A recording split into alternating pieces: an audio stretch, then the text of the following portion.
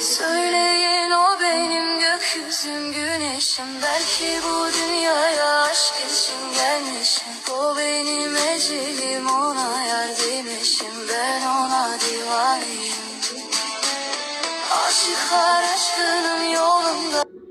Söyleyin o benim gökyüzüm güneşim. Belki bu dünyaya aşk için gelmişim. O benim ecelim, ona yar demişim. Ben ona divaneyim. Aşıklar aşkının yolunda. Söyleyin o benim gökyüzüm güneşim. Belki bu dünyaya aşk için gelmişim. O benim ecelim, ona yar demişim. Ben ona divaneyim. Aşıklar aşkının yolunda. Söyleyin o benim gökyüzüm güneşim. Belki bu dünyaya aşk için gelmişim. O benim ecelim, ona yar demişim. Ben ona divaneyim.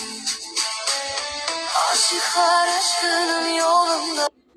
Söyleyin o benim gökyüzüm güneşim. Belki bu dünyaya aşk için gelmişim.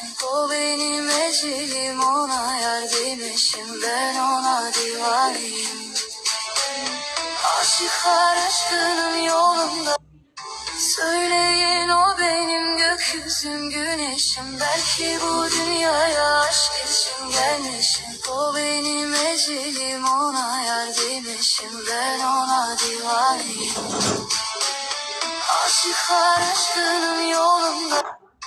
Söyleyin o benim gökyüzüm güneşim. Belki bu dünyaya aşk için gelmişim.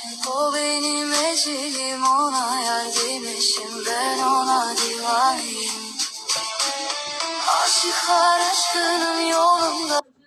Söyleyin o benim gökyüzüm güneşim. Belki bu dünyaya aşk için gelmişim. O benim ecelim, ona yar demişim. Ben ona divaneyim.